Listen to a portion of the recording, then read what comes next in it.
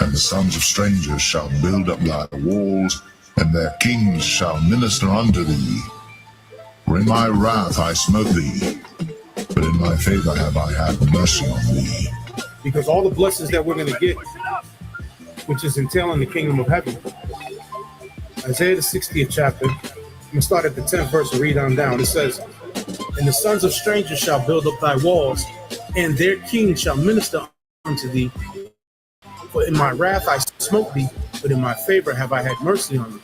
So the sons of strangers, that's talking about the actual strangers, the other nations, shall build up thy walls. We're going to have them in slavery. So they're going to be building the kingdom of heaven, because we're not building nothing. We're not lifting a hand to move nothing.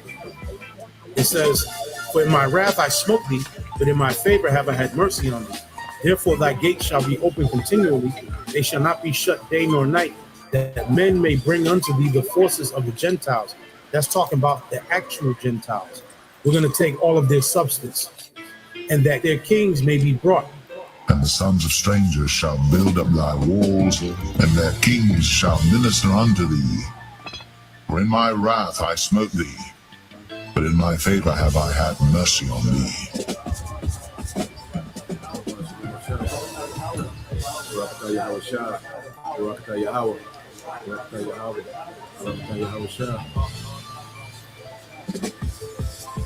For the nation and kingdom that will not serve thee shall perish, yea, those nations shall be utterly wasted. Verse 13, and the glory of Lebanon shall come unto thee, the fir tree, the pine tree, the box together, the beautify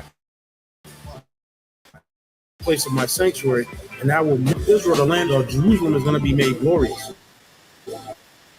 It's going to be made glorious once again. The kingdom is going to be built up. We had a taste of that during the time of Solomon's reign, which was for about 40 years. Verse 14, the sons also of them that afflicted thee shall come bending unto thee, and they that despise thee shall bow themselves down at the soles of thy feet. And they shall call thee the city of the Lord. The word Zion means monument, the monument of the Holy One of Israel. Whereas thou hast been forsaken and hated, so that no man went through thee, I will make thee an eternal excellency, a joy of many generations. Thou shalt also suck the milk of the Gentiles, and shall suck the breasts of kings, meaning we're going to take all this substance. And thou shalt know that I am the Lord thy power, the Lord and thy Savior and thy Redeemer, the mighty one of Jacob. For brass I will bring thee gold, and for iron I will bring thee silver, and for wood brass, and for stones iron. And I will make thy officers peace, and thine exactors righteousness. Violence shall no more be heard in thy land, wasting nor destruction within thy borders. But thou shalt call thy walls salvation, and thy gates praise. The sun shall no more thy light by day, neither for brightness shall the moon give light unto thee. But the Lord shall be unto thee an everlasting light, and the power thy glory. The sun shall no more go down, meaning our kingdom is not going to go down. In other words, once we get back in power, we're going to be in power forever. The sun is never going to go down on our kingdom again. The sun is never going to set on our kingdom. We're going to always shine, and we're going to always be in that glory once we get into the kingdom of heaven. There's no more going back into slavery under the other nations. Esau's not going to rise back up and put us in captivity. Ham, Japheth, Ishmael, none of the other nations are going to rise up and take us down ever again. When we get on top this time, we're going to remain on top. Neither shall thy moon withdraw itself, for the Lord shall be thine everlasting light, and the days of thy mourning shall be ended. So no more mourning, no more crying, no more vexation of spirit, no more weeping, no more hopelessness because of the condition that we're in as Israelites right now. Verse 21, thy people also shall be all righteous. They shall inherit the land forever. The branch of my planting, the work of my hands, that I may be glorified. Verse 22, a little one shall become 1,000. This is in the kingdom. So what is this talking about? We're going to have sex. Again, like I said, The 2/3 that are going to pass in this destruction, the 2/3 are going to come back through the 1/3 that make it. The Lord said, 2/3 shall be cut off and die, and the third will I bring through the fire. It says, a little one shall become 1,000, and a small one a strong nation. I, the Lord, will hasten it in His time.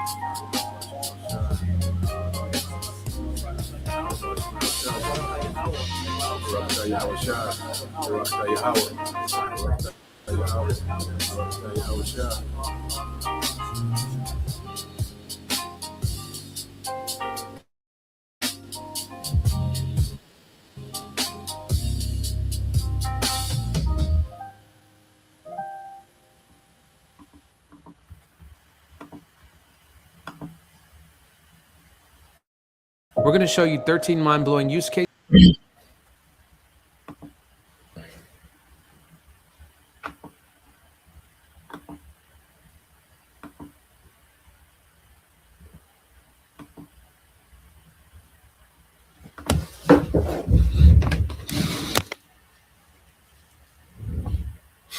All right, Shalom.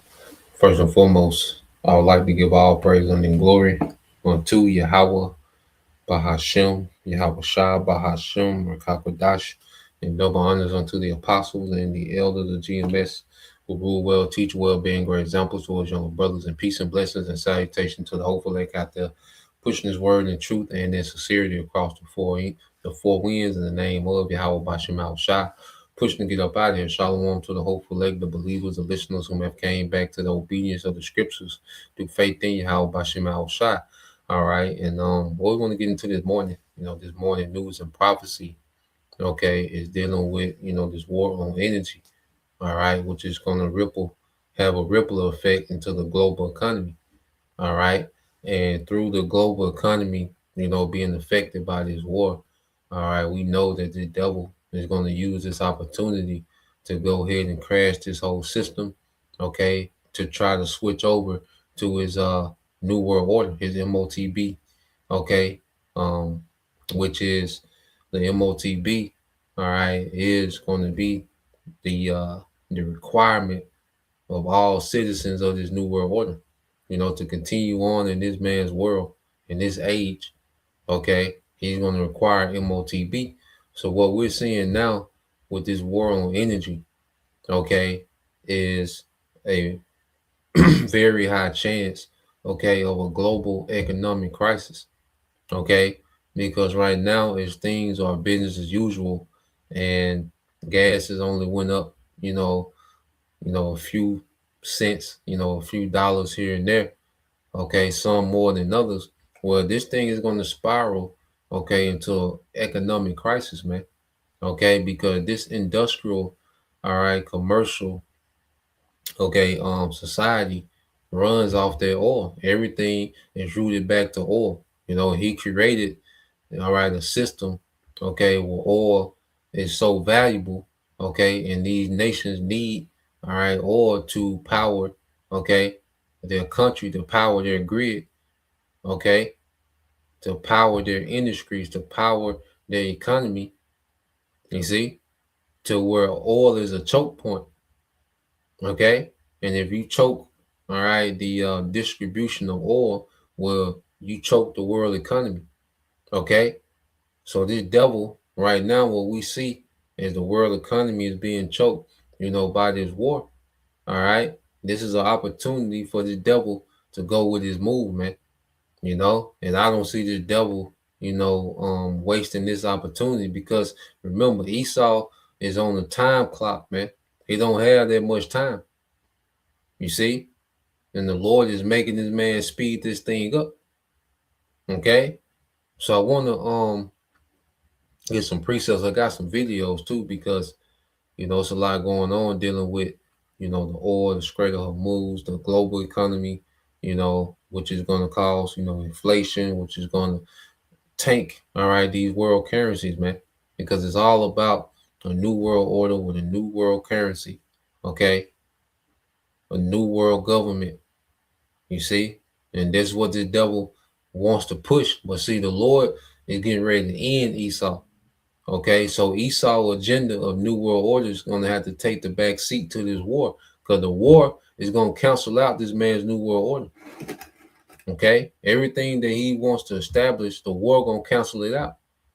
Okay, so this devil is still operating, and he's going to bring about the MOTB, making mandatory.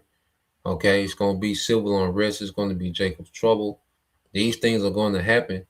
Okay, as this war is going on, because what we have to understand about the war, all right, World War III, is that it's conventional. You see, when people think of World War III, they automatically think of the nuclear destruction. No, the World War III is going to lead to the nuclear destruction. But right now, it's a conventional war.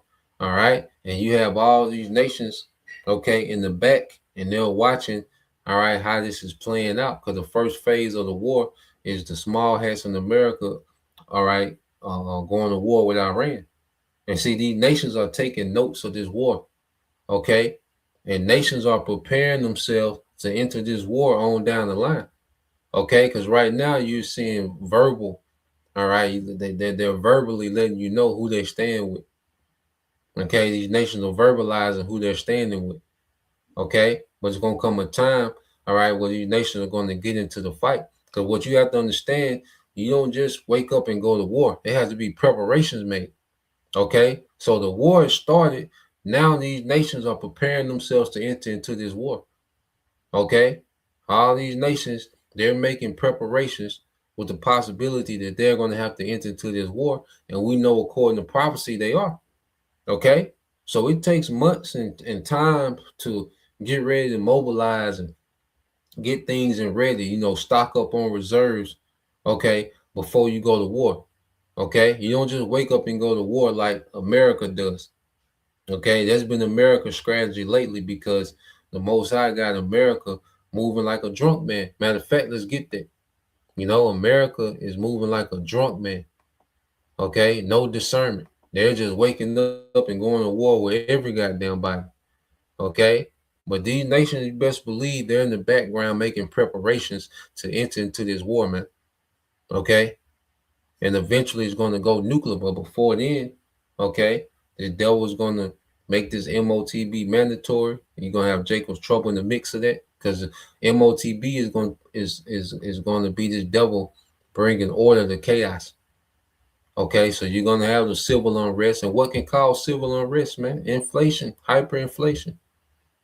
Okay, currencies collapsing. Okay, grid outages. Okay, and all these things are linked to this war on energy, man. Okay, so when you let's go here. Let's get this in Isaiah. All right, so when you go to Isaiah 19, okay, because the Lord is making Esau bare. I mean, he's stripping him from secrecy, and he's stripping this man from wisdom, from wise counsel, man. Okay, these counsels that Esau is having, man, this is terrible. The way that this nigga is closing out is terrible, man, because the Lord is making this man bare. Okay, this is Isaiah 19:12. It says, where are your wise counselors, Pharaoh? And who's the new Pharaoh? Esau, man. Okay, he's a new Pharaoh, all right, of spiritual Egypt, which is America, man. It says, let them tell you what God plans. See, Esau don't know every move the Most High gonna make. Okay, Esau don't know the moves that the Most High gonna make. The Most High is making moves that Esau ain't planning. You see, this devil is having to deal with the Most High interrupting his plans. This is what this devil is fighting against, man. And he's going to try to make the most out of the best of it, because this nigga, a lot of times, Esau is trying to, when you see this devil scrambling, okay, when you see this nigga doing all this pivoting here and pivoting there, man, okay, this man is trying to make something out of nothing, man, because there's things that's not going this devil way. Okay, this is not Esau's master plan being carried out to the T. No, this nigga is the Most High is interfering with Esau's plans. That's why it says, let them tell you what the Most High plans. See, them demons, all right, ain't giving Esau all the game of what the Most High doing. The demons, all right, are giving Esau counsel of what the Lord wants them to do. That's all they're getting. You see, Esau was just getting counsel from them demons of what the Lord wants them to do. They don't understand the things that the Lord gonna put in the game. Okay, that's why these devils, they started this war. Now it's something they can't contain. You see, because they're used to starting wars and managing wars, but this war now is something they can't contain.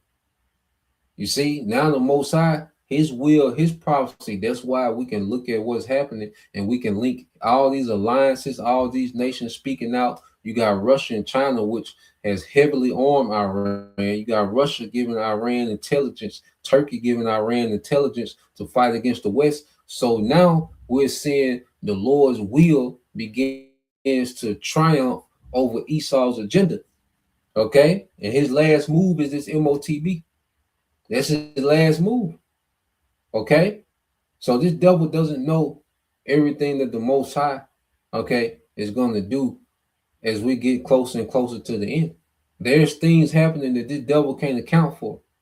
Okay, it's of the Lord. Prophecy has begun. You see, it said what the Lord of heaven armies, all right, what the Lord of heaven army is going to do to Egypt. Okay, because if Esau knew for sure that America was going to be destroyed, why is he building all these goddamn data centers, man? Okay, America, all right, is like a data center hub. You look at all the, because the data centers is the brain of the new world order, because he needs those data centers to run this digital public infrastructure.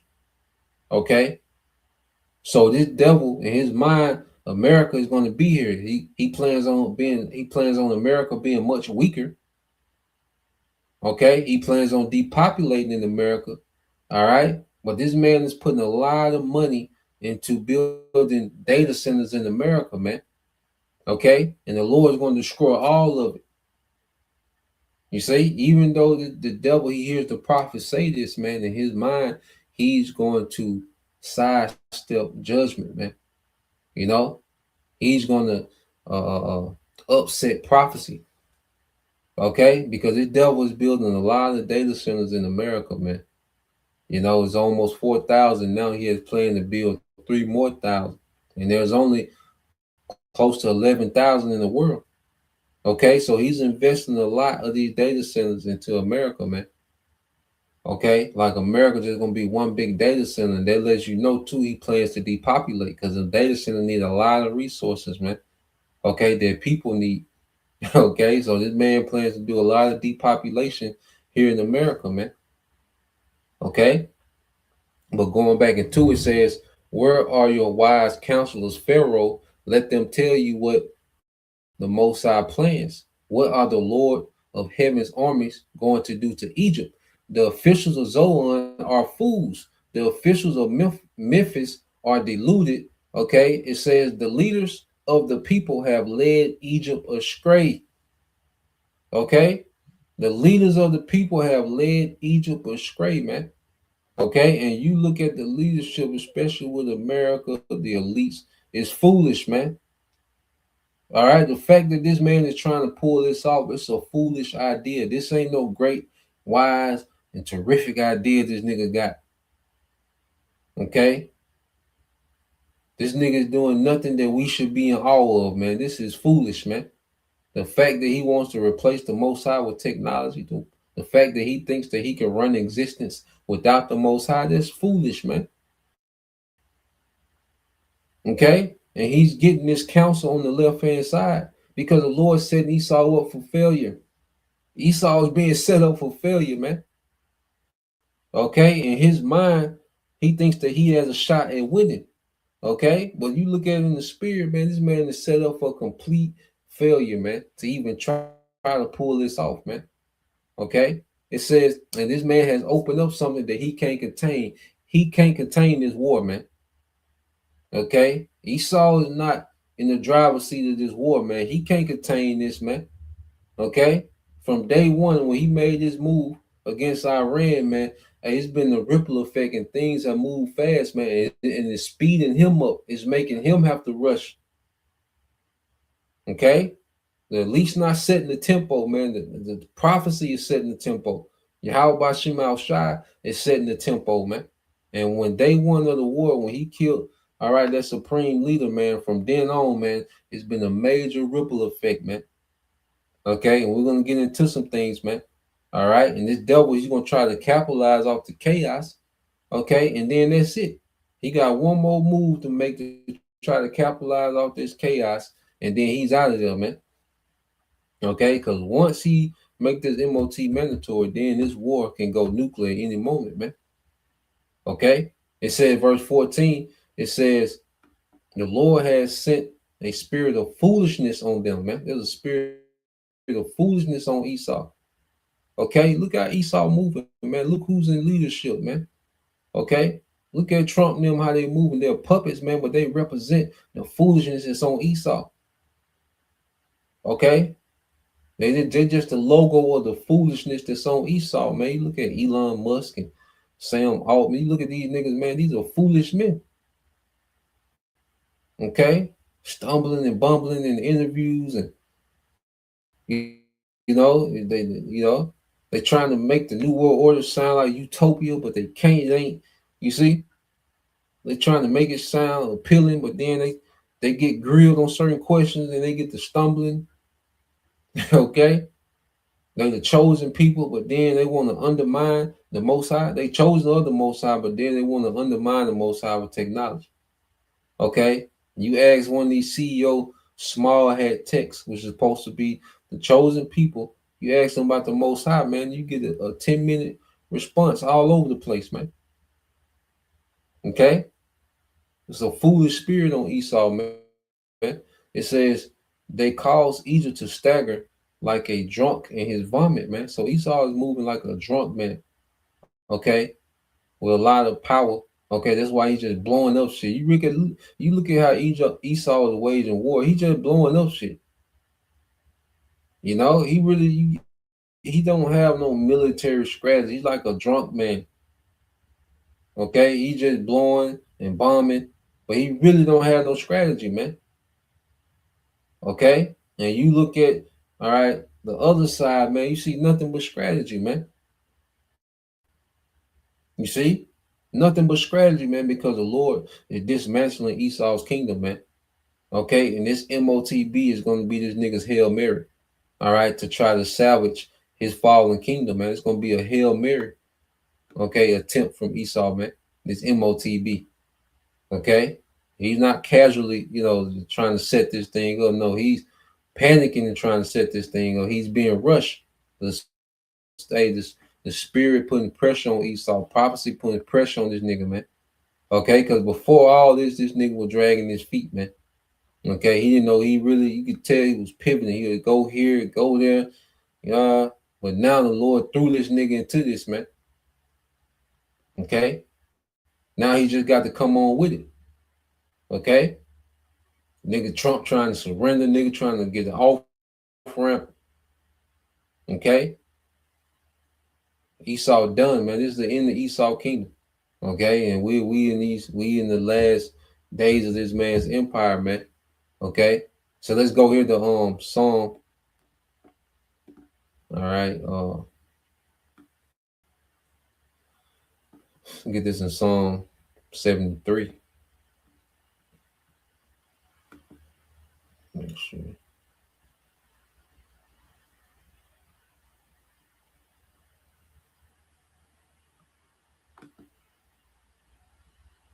All right, yep, brother got some precepts to water, brother. Oh yeah, I was just thinking about that too, bro.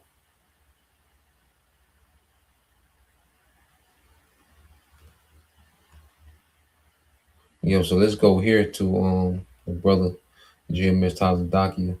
All right, Yara I 144. Okay, let's go here to Job 12 and 16. It says, with him is strength and wisdom, the deceive and deceiver are his. Okay, so with the Most High is strength and wisdom, man.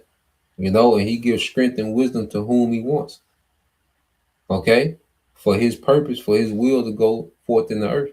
Okay, and there was a time when Esau, these devils, they were generations ahead of everyone, man. Okay, but prophecy done walk this nigga down, man. Prophecy done caught up with this nigga, man. He ain't got that advantage he used to have of being generations and all these steps ahead. Now prophecy is step for step with this nigga, man. Okay, prophecy got this nigga on lock, man. How them young Jays doing them defensive backs? They put their seatbelt on. Prophecy got the seatbelt on this nigga, man. Got this nigga strapped down, man. Okay. So all this deceiving he's done, okay, but he's the big Esau is the Most High has it to where Esau is deceived more than anybody.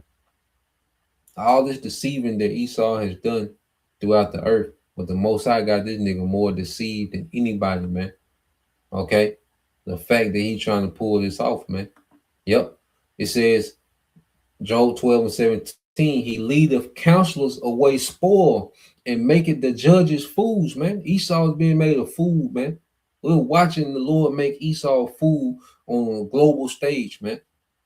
Watching these niggas trying to surrender, watching these niggas trying to lie like they winning. Okay? He's watching these niggas being made a fool, man. Okay?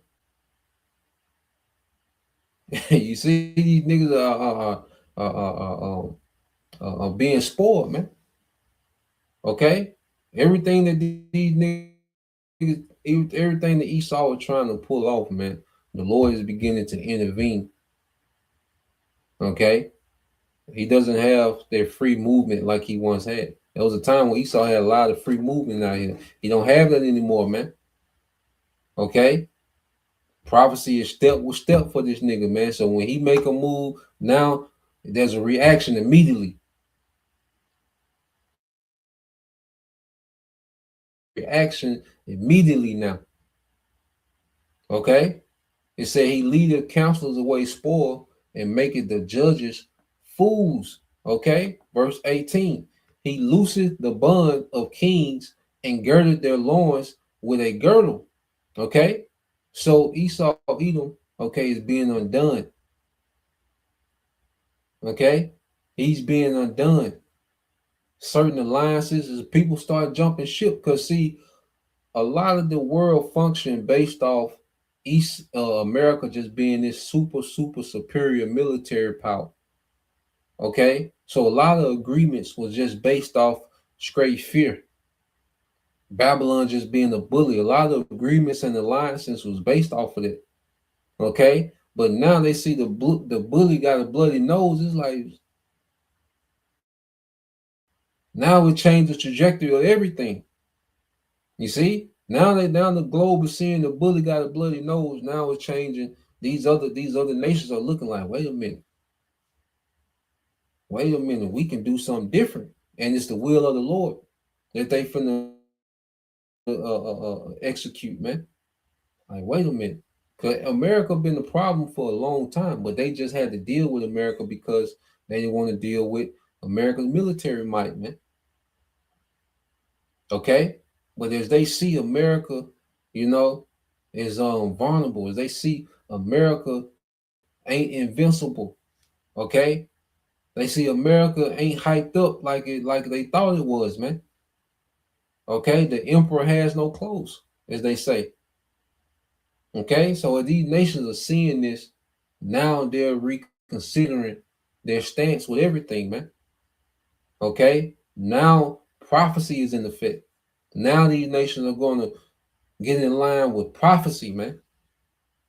Okay, and Esau was finished. Okay, and it says, he leadeth princes away spoil and overthroweth the mighty, man. He leadeth princes away spoil and overthroweth the mighty. And this is what we're seeing, man. Esau is that prince that's being led away spoil, man. He's being overthrown right before our eyes, man. Okay, that MOTB, man, he gonna throw that Hail Mary off his back. Okay. Now he's of course, now when it comes to civilians, because this damn, he gonna have his way with civilians. You know, when he starts to implement his new world order and this, he gets draconian with his measures, he's gonna go crazy on civilians. Okay, because that's what he's been going to war with mostly. Okay, this last decade, man, he's really been warring with mostly civilians, man. When this man goes to war, he destroys a lot of the civilian population. Okay, because he wants to destroy the will and the morale of the people. Okay, and just make these governments tap out. Like, okay, nigga, now then you just gonna kill all civilians. But he really don't engage military for military like that, man. Okay? He ain't been doing that lately. The small heads, they ain't been engaging military for military like that. They've been doing what you call carpet bombing, man. Okay? So this devil, as he's taking this loss on the global stage, he gonna come spaz out on American civilians, man.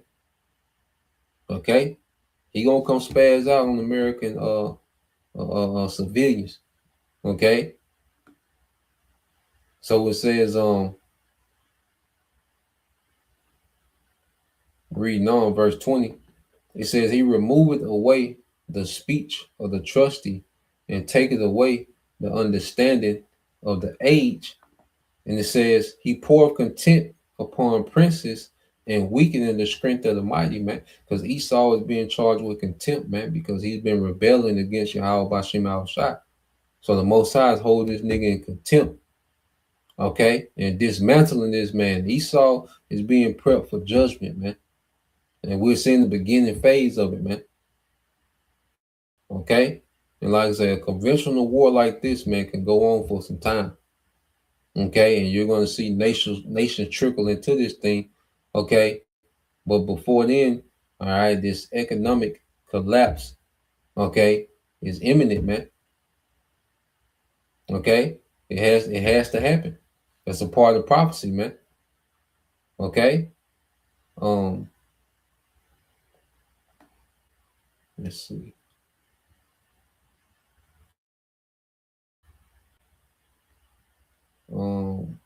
Brothers lighting up. But I'm gonna segue to some of these videos as well. We get back to some precepts to why for you brothers tapping in, add to the screen. So let's go here because what we're seeing now is a war on energy because with this war, what we're going to see more and more as these nations fight, the gloves going to come off. Okay, so let's go into that. I said, what does it mean to take off the gloves? All right, what does it mean in war to take off the gloves? So what we're going to start to see in these nations, the gloves are going to come off. Okay, because this is real war. Okay, this ain't WWE. This is real war. All right, and this is an ancient rivalry between the small hats Amalek and the Persians, man. Okay, this is an ancient rivalry, man, that we've seen, man. Okay, that we're seeing playing out. There's a lot of hatred between these two people, man. This ain't these people hate each other.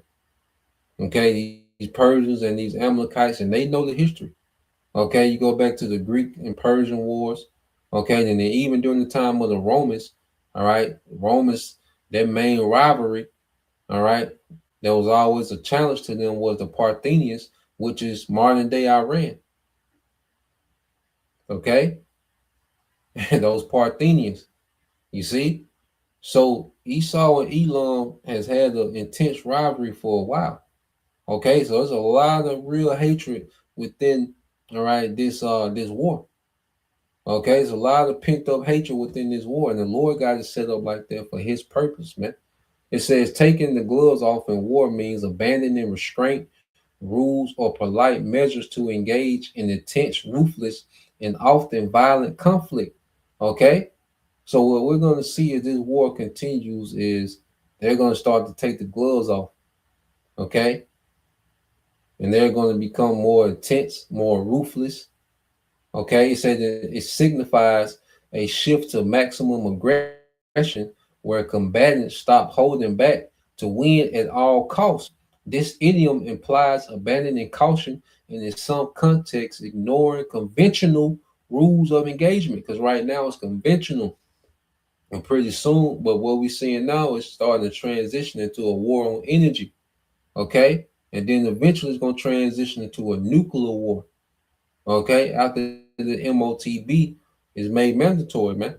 Okay, so right now they're conventional, and it seems like they're transitioning to energy war, to Strait of Hormuz. Okay, that's an energy war. Okay, and then you have small hats in America. They struck Iranian oil depots. Okay, so now Iran is striking Israeli oil refineries. Okay, and certain refineries amongst these Gulf coasts. All right, the GCC nations, man. Okay, so it's one thing when they're just stopping, all right, the traffic from the Strait of Hormuz. It's another thing when they start destroying global infrastructure. That's a whole nother crisis. When they start destroying energy infrastructure, that's a whole nother crisis. The ability to produce energy, that's on a whole nother level. It's one thing to stop the ships from going back and forth. Okay, that's a crisis within itself.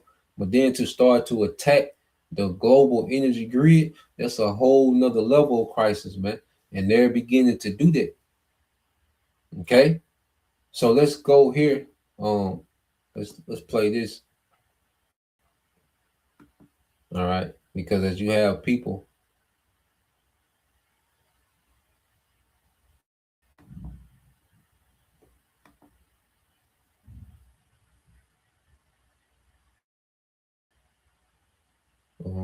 Let's go here.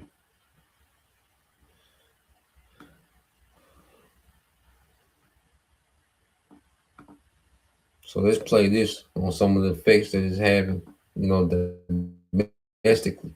Okay. Hello,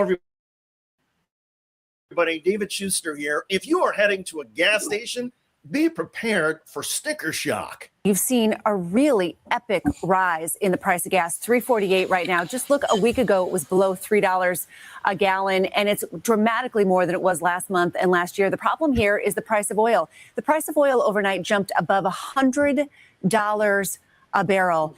Brent is up 12.5% right now. That is up to 104.30. Crude oil is up 12%. And if you look at this chart here, you can see that Brent is up 45% in a week. And it's going to be worse for the price of diesel, which could jump 35 to 50 cents a gallon.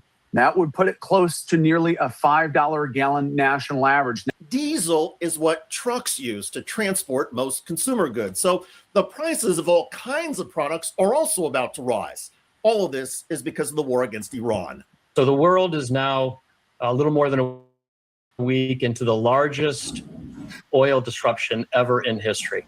The 20 million barrels a day that have stopped flowing from Hormuz to the world is twice the amount of the biggest last disruption, which was all the way back in the 1950s, believe it or not, the Suez Crisis. Hormuz is a reference to the Strait of Hormuz. It's only a 20-mile stretch of sea between Iran and Oman, and actually only a 2-mile wide sea lane. Typically 80 oil tankers a day go through the strait, or about 20% of all the world's oil production. Now, because of the war, nothing is going through the strait. And it's stopping not just oil shipments, but also Middle Eastern oil production. The problem is you've got these big oil producers in the region who have started producing less oil because guess what? Their storage facilities are full. They can't get them on any more ships because the ships are in the Strait of Hormuz. We are seeing a fifth of the world's energy supply just stuck, a bottleneck. A lot of experts, energy experts, never thought they'd see this, where you have maybe one ship in a week going through there when usually it's 80 ships a day. Can't take another few weeks of this. I think we're going to see galloping further increases in oil prices, and it's going to start to hurt equities as well. So we all have to hope those tankers start up again. Equities are another way of saying stocks and business shares. And the U.S. stock market has already plunged thanks to the oil crisis.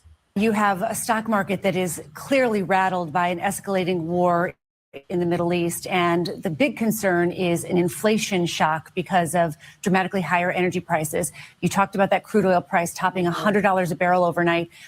Let me give you the number for reference. Before the U.S. and Israel launched airstrikes in Iran, oil prices were $67 a barrel. So in a matter of just over a week, 10 days now, you've had a dramatic increase in a very core cost for business and governments.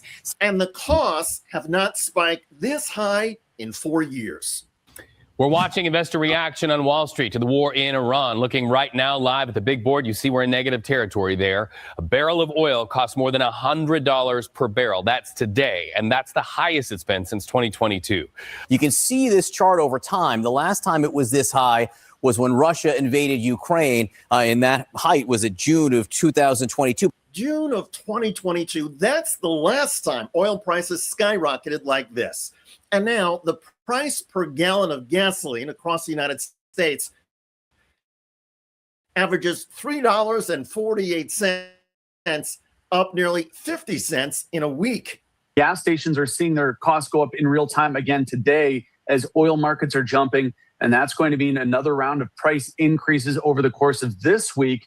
Prices could jump another 15 to 35 cents a gallon for gasoline over the next 3 days as long as nothing changes.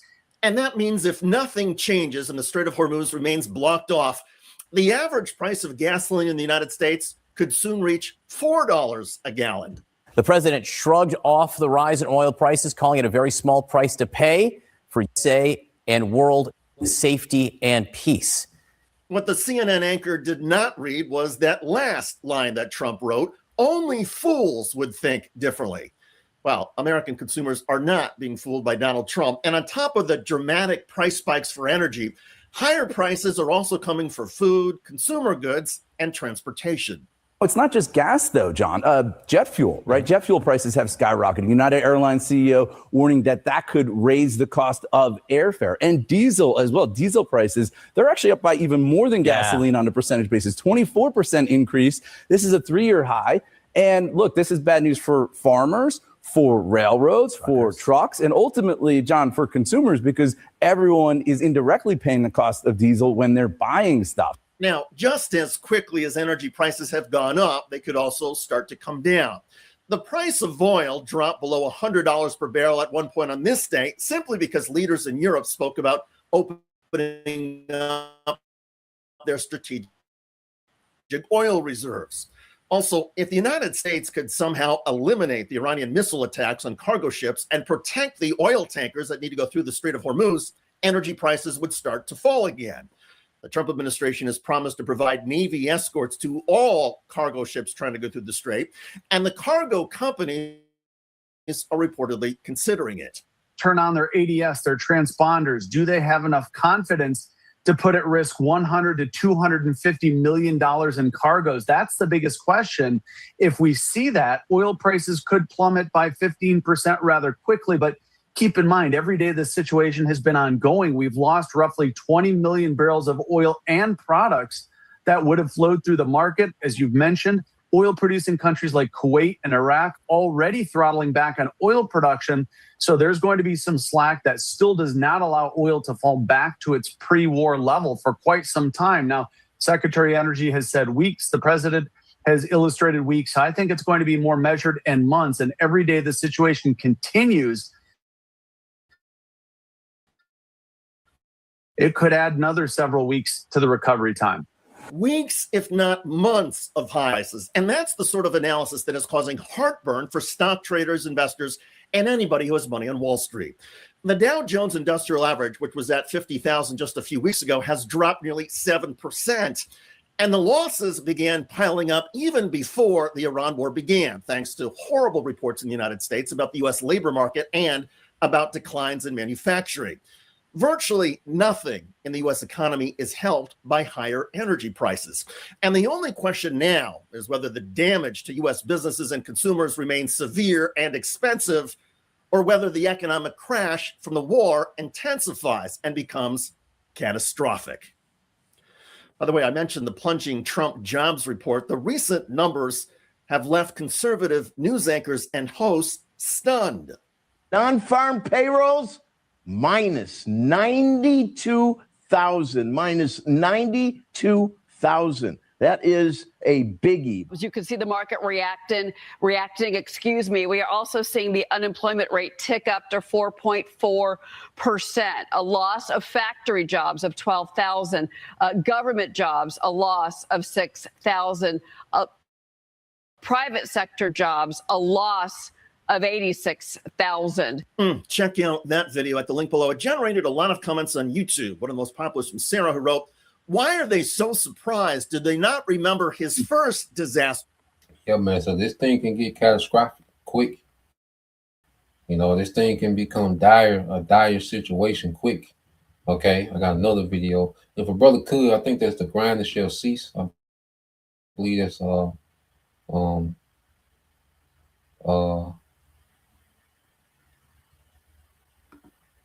I believe that's Ecclesiastes 12 and 1 or 2, Baba Shah. I'm gonna get this by the brother. All right, this the brother GMS DC Tazadak.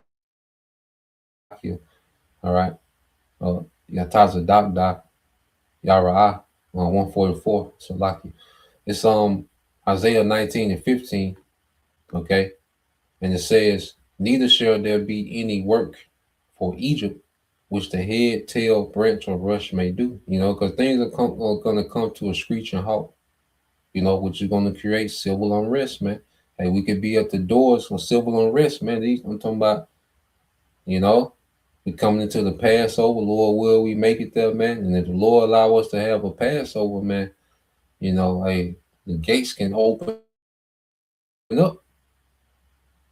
You know, our Baratazar, man, we always say, you know, may this be the last Passover, man.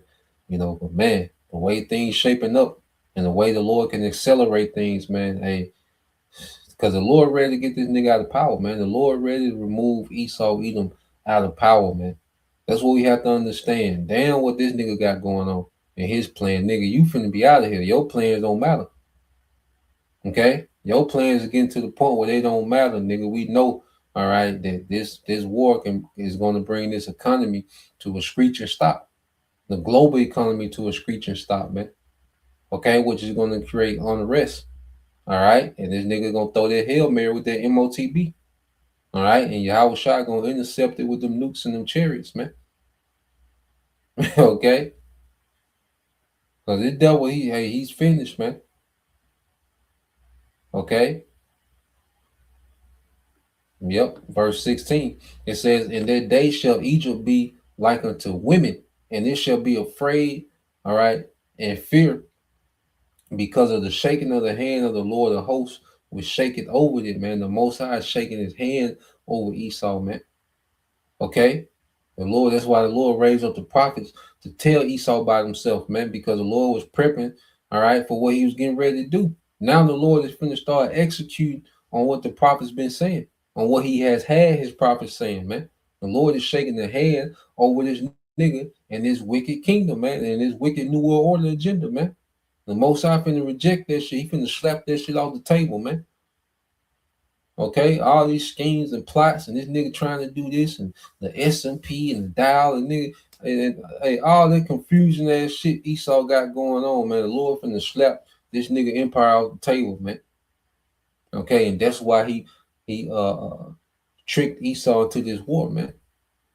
Okay, Esau thought this war was you know, a win. You know, he thought this was the way.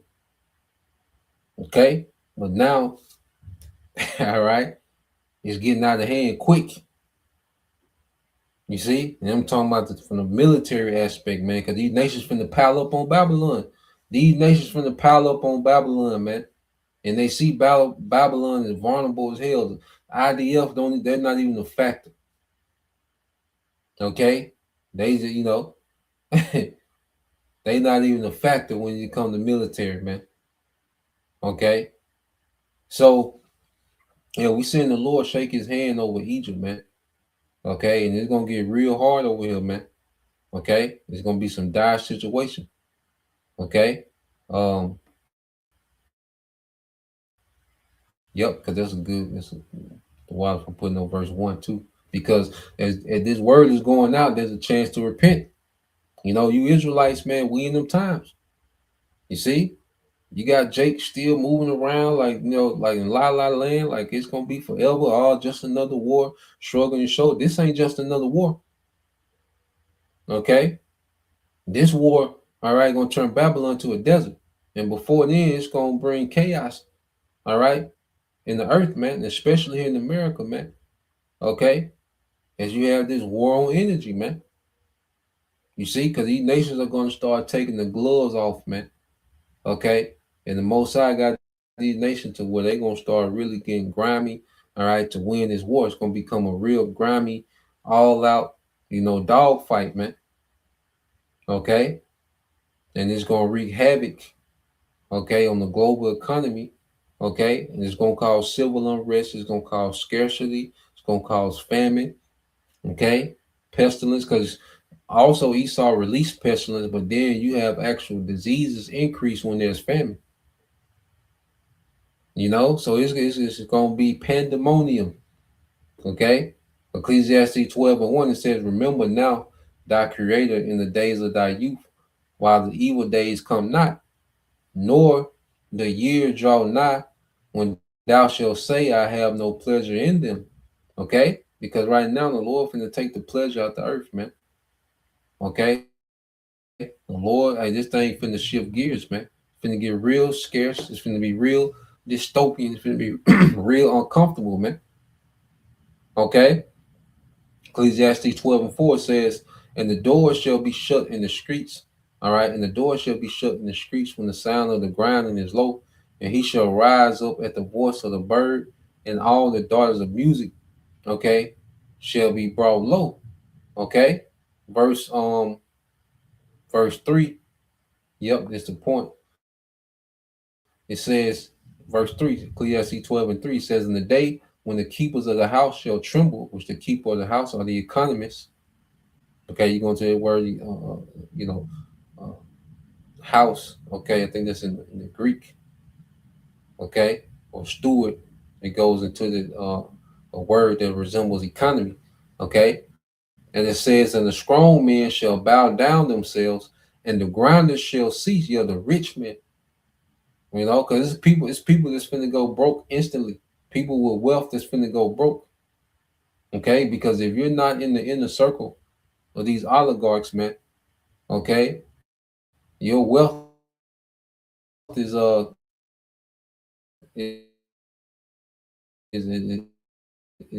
to vanish. You see, when this place collapses, if you're not of the upper echelon of these oligarch Edomites, man. Okay, it says, and the strong men shall bow themselves, and the grinders cease because there are few. Okay, and the grinding shall cease, and that represents the job market. Okay, because in the ancient world, when you will walk up, when you get close to the city, you can hear, okay, the blacksmith, the silversmith, you can hear, wood being cut, you can hear the work going on in the city. Okay, but if you walked up, on the city, on the village, okay, a town, and you didn't hear nothing, the grinding ceased. Okay, either it was after work hours or that it was through. Okay, in this case, America's gonna be through. The grinding gonna cease. Okay, the job market, they are already telling you about the job. The job market has already been under attack. Okay, by the AI, and it says, and those that look out the windows, okay, be darkened. All right, you have this thing, what you call the future markets, where they look out, and they project how the market gonna perform and this and that. But these things finna go dark, man. Okay, we're about to watch these things go dark. Okay, the job market, the economy, these things are finna go dark. Okay, so let's play this, because this is going into how now they're beginning to take the gloves off, man. Okay, as Iran's oil, okay, infrastructure and depot has been targeted now. Okay, these Gulf states and these small hats, okay, oil infrastructure, okay, are being targeted, man.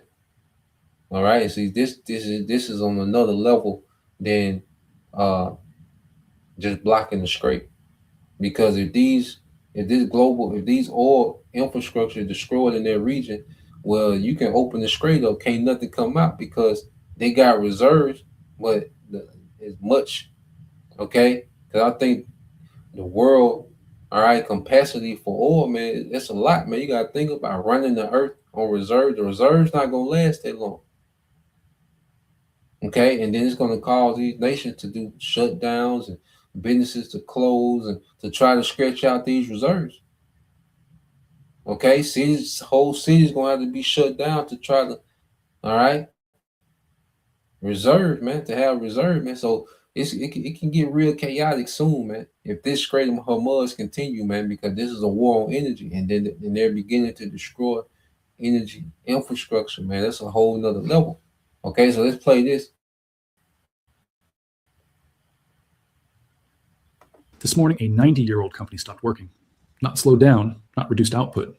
Stopped completely and sent a legal notice to every customer on its book saying, we cannot fulfill your contract. We cannot guarantee your delivery. We cannot tell you when we will be operational again.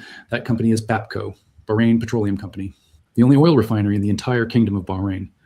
A facility that was just modernized with a $7.3 billion upgrade, boosted to process 400,000 barrels of oil per day, designed to produce the jet fuel and ultra-low sulfur diesel that keeps planes flying and trucks moving across Asia and Europe.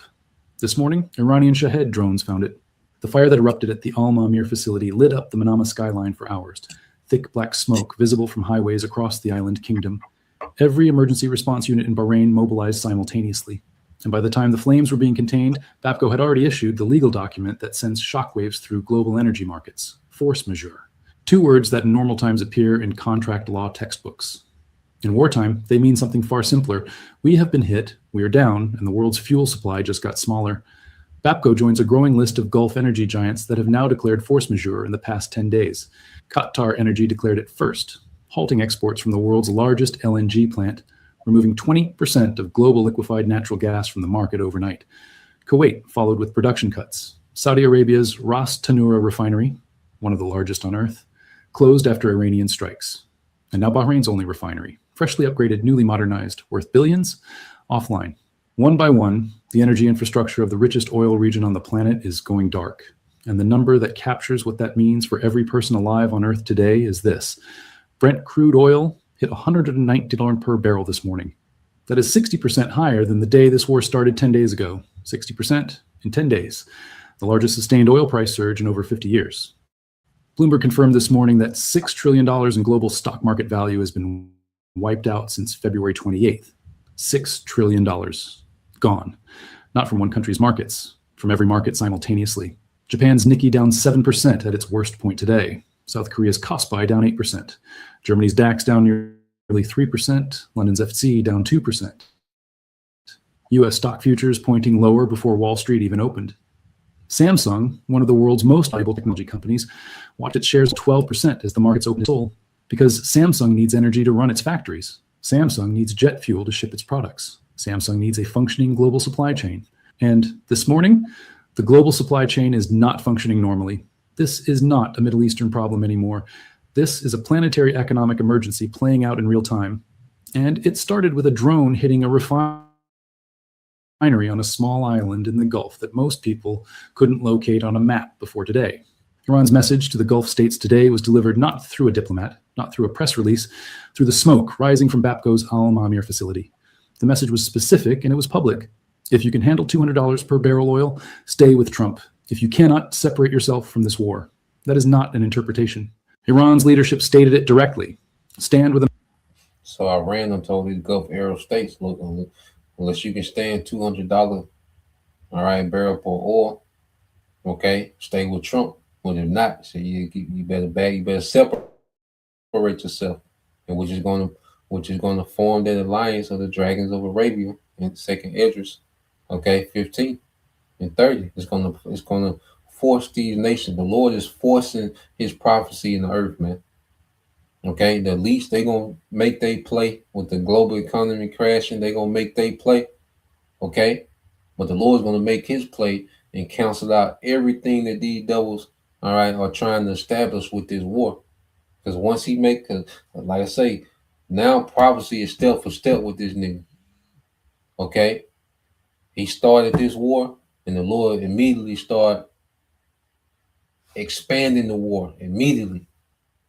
The Lord expanded this war because He just wanted it to be between Iran, America, and the small hands. No, nigga, everybody finna get in this one. Okay. You know, so the devil, when he makes the MOTB, this war is going to go nuclear, and the Lord going to cancel out everything this nigga trying to establish, man. Okay? And this is a perfect opportunity why you have a war on energy, man. And these global markets are going to start to collapse. All right? These different nations are going to begin to go dark, man. Okay? America and absorb the consequences in your own energy infrastructure, or recognize that the bases on your soil are the reason your refineries are burning. This is the strategic logic that Bahrain failed to calculate correctly when it became confirmed the first Gulf state to fire missiles directly at Iran during this conflict. That decision, taken by one of the smallest and most exposed countries in the region, opened a door that has not closed since. Iran's response to Bahrain being the first Gulf aggressor was to systematically target Bahrain's most valuable economic asset. And this morning, that targeting produced a force majeure declaration that will ripple through global fuel markets for weeks. Now, here is the oil storage reality that makes the BAPCO strike even more consequential. Qatar's energy minister, Saad Al-Kaabi, gave an interview to the Financial Times this week and said something that every oil trader and energy analyst on the planet highlighted immediately. He said, "Every Gulf energy exporter that has not yet declared force majeure, we expect will do so in the next few days if this continues." He projected oil could reach $150 per barrel, and he warned that all regional producers could be forced to halt production entirely. That's the sound of an American oil company hard at work. Want to be a part of it? Listen up. Hello, my name is Adam Ferrari, and I'm the CEO of Phoenix Energy. I look forward. Not reduce, not cut, halt. When the energy minister of the world's largest LNG exporter says that publicly, it is not speculation. It is a man with direct knowledge of regional infrastructure telling the world what the trajectory looks like from inside it. The G7, the 7 largest advanced economies, responded by announcing discussions about releasing petroleum reserves through the International Energy Agency. The coordinated reserve release is designed to inject approximately 400 million barrels of emergency stock into global markets to prevent oil from going further vertical. But here is the arithmetic problem with that response. 400 million barrels sounds enormous until you do the math. At current global daily consumption, 400 million barrels buys approximately 10 to 12 days of supply coverage.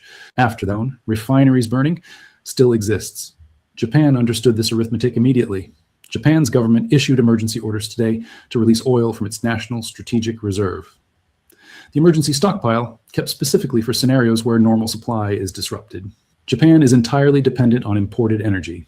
Zero domestic oil production. Every factory, every car, every heated home runs on fuel that arrives by ship. When those ships stop coming through the Strait of Hormuz, Japan does not have an alternative supply waiting. It has a reserve.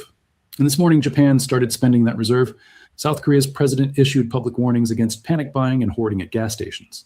The Philippines Stock Exchange reported sharp losses. Vietnam, Malaysia, Singapore, Australia. Every Asian market opened in red this morning.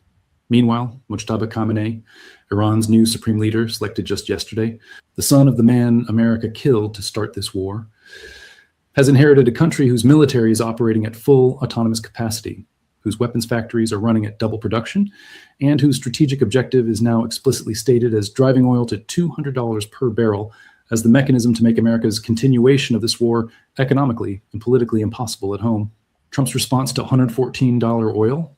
He posted on social media that prices will drop rapidly once Iran is destroyed. He called people who are concerned about rising prices fools. Gas in America was $1.85 a gallon in Iowa when Trump stood at the State of the Union and bragged about energy prices. Today, the national average is approaching $4, and analysts project it crosses that mark within weeks.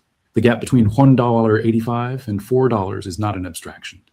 It is every American family filling their tank, every small business calculating delivery costs, every airline repricing tickets, every grocery store repricing everything that arrived by truck. Let's put the full picture together. Because today, March 9th, 2026, day 10 of this war, something crossed a threshold that changes what the next phase of this conflict looks like. The war started as a military confrontation between 3 countries. Today, it became a global economic crisis with a confirmed $6 trillion price tag that is still actively rising. BAPCO force majeure, Qatar energy force majeure, Kuwait production cuts, Saudi Ras Tanura closed, Bahrain desalination plant struck, Tehran oil depots burning, black rain falling on residential streets. Japan spending its emergency reserves. South Korea warning against panic buying. Germany's industrial sector staring at energy costs that threaten factory viability. Every airline stock in the world falling simultaneously because jet fuel is tracking toward prices that make commercial aviation economically marginal. This is what $119 oil does, not just to people filling their cars, to every interconnected system in a global economy that was built over 50 years on the assumption that Gulf oil would flow reliably through the Strait of Hormuz forever. That assumption is being destroyed one force majeure declaration at a time. The market analyst at SPI Asset Management described what traders experienced when markets opened this morning. The oil alarm bell. And this time, it was not a polite chime. It was a fire siren.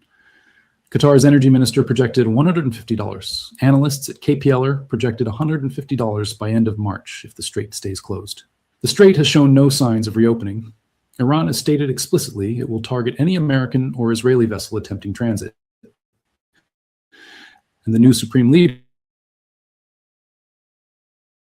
whose father was killed by those vessels' country, is not in a mood to negotiate. France's President Macron called Iran's President Pezeshkian this week, asking him to stop the strikes. Iran's response was a question. Did you condemn America when it killed 170 children in a school? Did Europe stand up? Did anyone say the word accountability for what was done to Iran before asking Iran to stop responding? Nobody had a good answer to those questions. Exactly. All right. So get your ass off the phone. Okay? Nigga, we at war. Nigga, if you ain't fighting, nigga, pick a side or sit your ass down. Okay? That's the spirit I ran in. Nigga, pick a side or sit your ass down somewhere. Okay? Nigga, y'all need to be talking to them. Nigga, everybody want to call Iran, nigga. Call some small hats, nigga. Call America, nigga. They kick this off. Okay? They finna have y'all niggas in the dark. Okay? The Swiss government formally stated this week that the American-Israeli strikes on Iran constitute a violation of international law. The Pope called for the bombs to stop. The UN Secretary General called the attacks awful. China with flames of war spreading. Russia confirmed it is actively helping Iran. And America's own National Intelligence Council, its premier intelligence assessment body, formally concluded that this war was unlikely to achieve its stated objectives. Every institution with credibility and independence is saying the same thing. The war's premise was wrong. The execution has produced the opposite of its stated goals. The economic damages, now global and accelerating. The military objectives, regime change, nuclear program elimination, regional stability, are further from achievement on day 10 than they were on day 1. Bapco's fire is still being contained on Bahrain's Sitra Island as you watch this. 90 years of operations, $7.3 billion of recent upgrades, 400,000 barrels of daily capacity. This morning, offline, force majeure, contracts canceled, deliveries suspended, oil at $119, $6 trillion gone from global markets, Japan spending its emergency reserve, and Iran's new supreme leader, the dead man's son, watching it all from Tehran. He has not asked for a ceasefire. He has not moderated his position. He has stated his target, $200 oil. He is currently at 119. The distance between those two numbers is the distance between where this war is today and where Iran intends to take it. The world has 10 to 12 days of emergency reserve coverage once the G7 releases its stockpiles. After that, the math runs out. And the fire at Al Mamir is still burning. So let's go from there. I got a few videos. Okay, but like I said, it's a war on energy now. You know, these nations take the gloves off more and more. Okay, you can see more damage done to, all right, these oil infrastructures, man. Okay, and then he said something else. Let's go here, real. Let me pull this video up, and then we'll get that.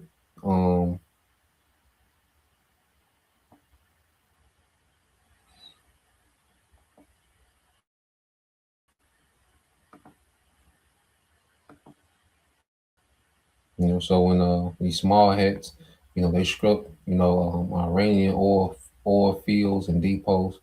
Okay, well now Iran is striking Israeli, all right, oil fields and depots.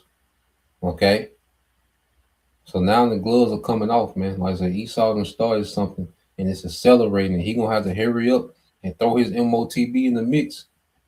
Okay, Most High putting pressure, maximum pressure on Esau, man. This nigga gonna have to hurry up and throw this MOTB in the mix, man. Okay, because these nations are really going in it.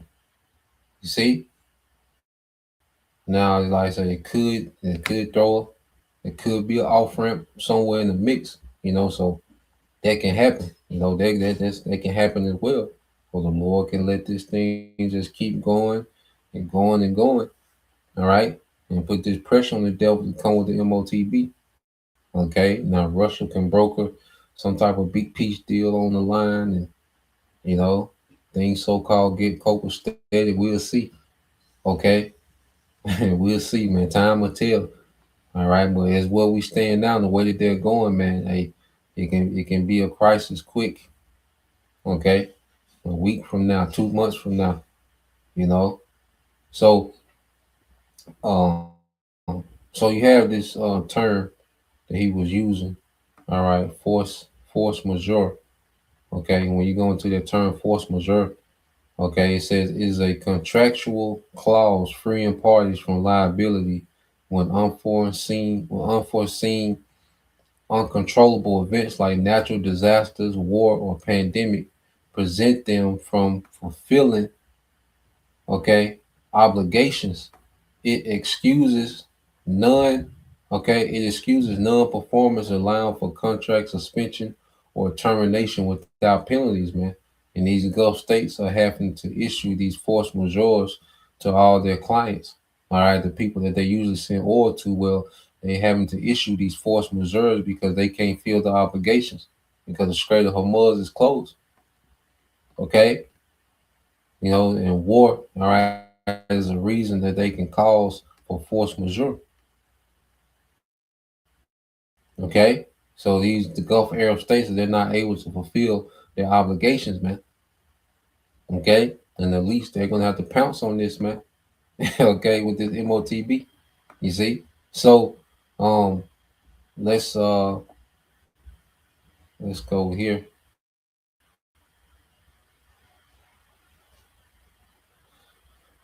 Let's play this.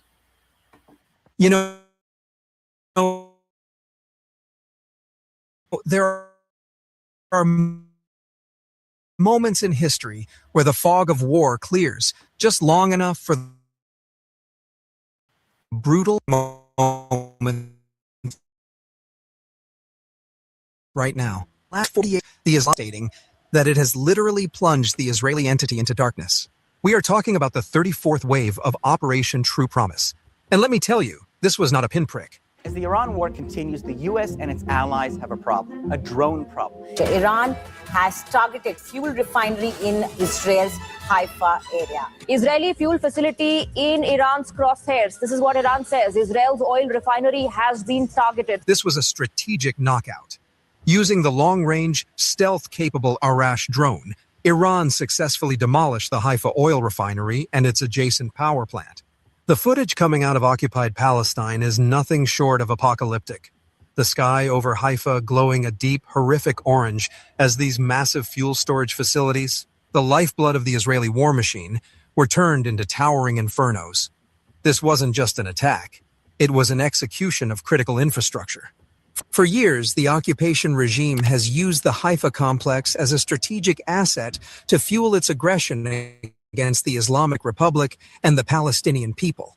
Built during the British Mandate period to pump Iraqi oil, this facility has historically been a tool of colonial power. And in modern times, it has directly fueled the tanks, the jets, and the ships that bombard our region. Targeting it was not just a military necessity. It was an act of historical justice in retaliation for the endless aggression against Iran's sovereignty. While the regime in Tel Aviv tries to censor the news and pretend they are in control, the reality is that Benjamin Netanyahu is watching his country burn. Reports from Iranian news sources and field intelligence indicate that the sheer scale of this firestorm has paralyzed northern occupied Palestine. And while Netanyahu pleads with the United States for an off-ramp and a ceasefire, the protests in Tel Aviv are growing louder. The settlers are trying to flee, and the regime is crumbling from within. If you are watching this and you believe in honest journalism, in reporting the truth that the corporate media refuses to show, please smash that like button. You don't know what an AI work management platform is? Okay, let me tell you. Here's 3 new AI-powered Share this video far and wide and subscribe to the channel. We need your support now more than ever. Now, let's dig deeper into the mechanics of this historic strike, because understanding the weapon is understanding the message. The drone used in this operation, the Arash, is a marvel of modern aerospace engineering that has the so-called Iron Dome looking more like a rusty sieve. Unlike the Shahed models we often discuss, the Arash is specifically designed for one purpose: to erase strategic targets deep inside occupied territories. As reported by military analysts, the Arash 2 variant has an extended range of over 2,000 kilometers, carrying a 150-kilogram warhead designed for maximum destructive power against fuel reservoirs and power grids.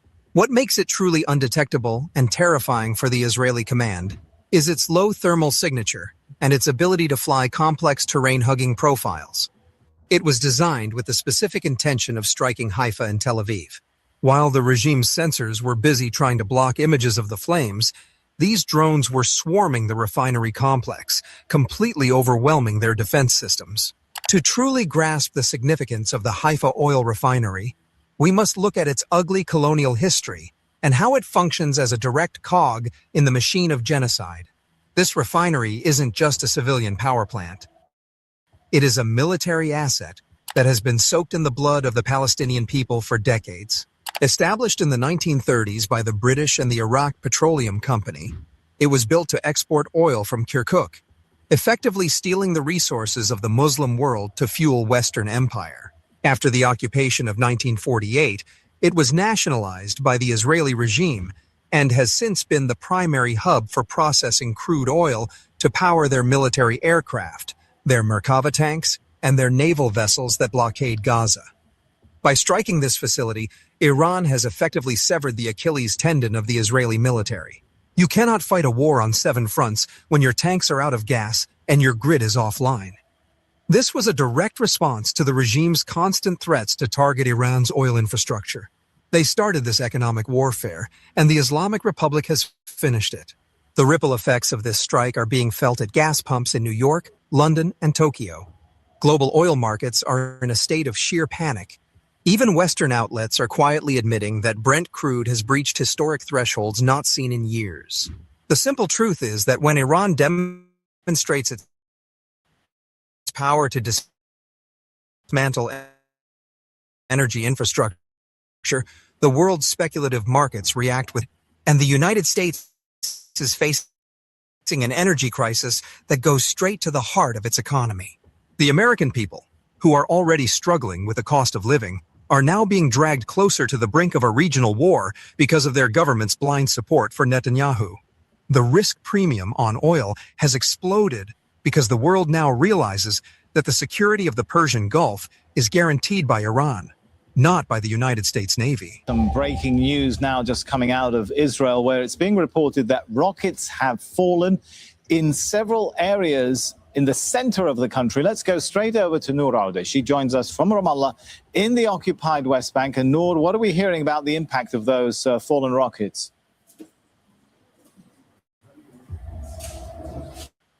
Well, we're not. And that's pretty much the point with that. You just see how, they're going back and forth. Now they're attacking each other's energy infrastructure, okay, power grids, okay, oil refineries, okay, and then next, you might hear about these water desalination plants, okay, which these small hats, okay, and these GCC nations, they depend heavily, okay, on those water desalination plants, okay, to turn their salt water into drinkable water, okay, because it's the desert, you see. So yeah, we're going into the thick. This war, is constantly escalating, it's escalating quickly, you see? So, and it's going to have a major effect on the global economy at this rate. If things continue going at this rate, it's going to have a major effect, okay, on the global economy, man, okay? And this is going to be the elites, golden opportunity, okay, to make their move with their MOTB, okay? And once they do that, man, expect things to even speed up more. Okay? So let's go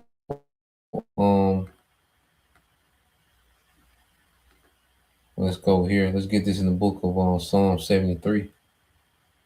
Okay.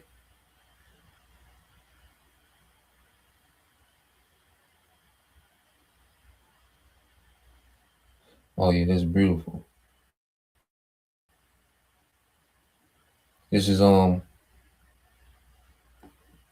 73:18, and this is NLT. It said, truly, you put them on a slippery path. Okay. And this the Most High got Esau on a slippery path, man. And now this man is he's spiraling out of control, man. He's slipping. Okay, this man is staggering, trying to throw this new world order, man. He's staggering into it. Okay. It says, and send them sliding over the cliff to destruction, man. You see? So this man has opened up something that he can't, all right, reverse. Okay? And the Most High is pushing this man off the cliff. Prophecy is pushing this nigga off the cliff, man. You know? And his attempt to be the Most High, okay, with his overrated ass technology, man, the Most High gonna force this nigga on the path, okay, and he's gonna slide off the cliff, man. Okay, he says, in the instant they are destroyed, completely swept away by terrorists.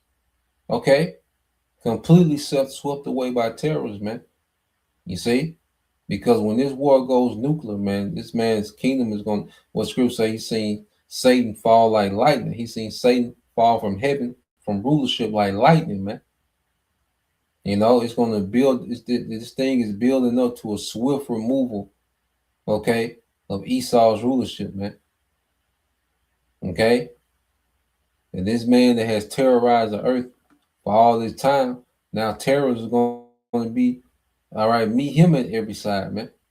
Okay? And this the point, verse 20. When you arise, O Lord, you will laugh at their silly ideas. Okay? You will laugh at their silly ideas, man.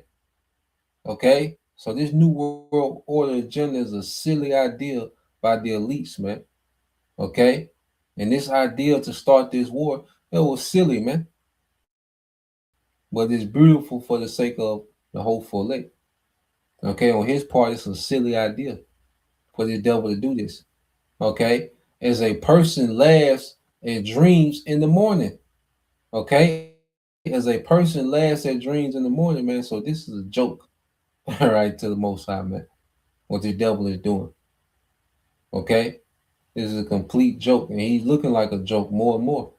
Okay, Trump with that dumbass, that white USA hat, that big ass hat he be having on at the press conference, man.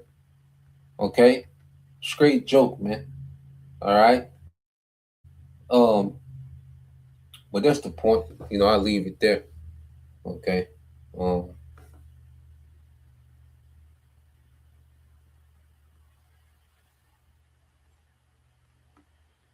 Yeah, I'll leave it there. So Lord will, you know, you brothers, all right, and you sisters edified once again.